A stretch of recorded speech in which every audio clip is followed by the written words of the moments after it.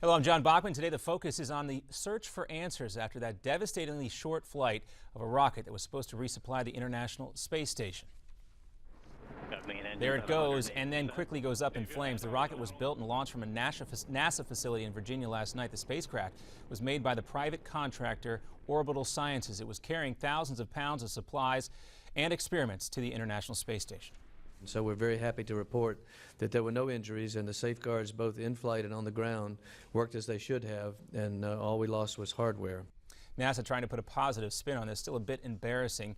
They added, though, that the space station is still well stocked with supplies. That launch site was also damaged. And security is being tightened across the country at federal buildings today. The order comes from Homeland Security Secretary Jay Johnson. The department says there's no specific threat right now, but this is being done as a precaution amid continuing terrorist chatter in last week's terror attacks in Canada.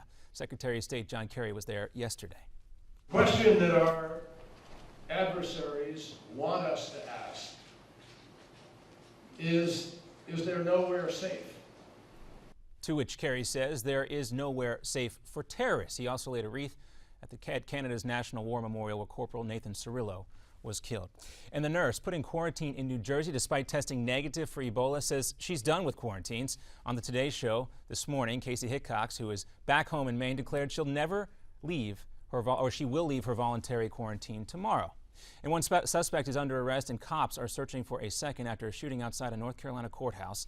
Ontarius Lewis is expected to be charged with attempted murder after allegedly opening fire near the courthouse in Nashville, North Carolina, about 45 miles east of Raleigh. 2 people were hit. Both are expected to survive. No word yet on the reason behind this shooting, but police say it was not random.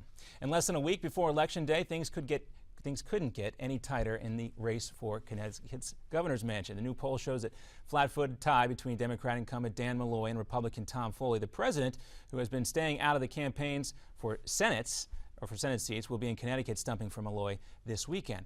And last night, the president was trying to rally support for another candidate for another governor's race, the Democratic challenger in Wisconsin, Mary Burke. But while he was speaking, a heckler once again broke in. Hold on a second. You young lady? Let me tell you something. Let me tell you something. Hold on a second. Well, she was shouting about the lack of immigration reform. President Obama has seen this all over the country here. Also, a lot of folks walking out early again on the president. We'll have another Newsmax Now update coming up for you in about 30 minutes. I'm John Bachman. Now send it back to J.D. Hayworth with America's Forum.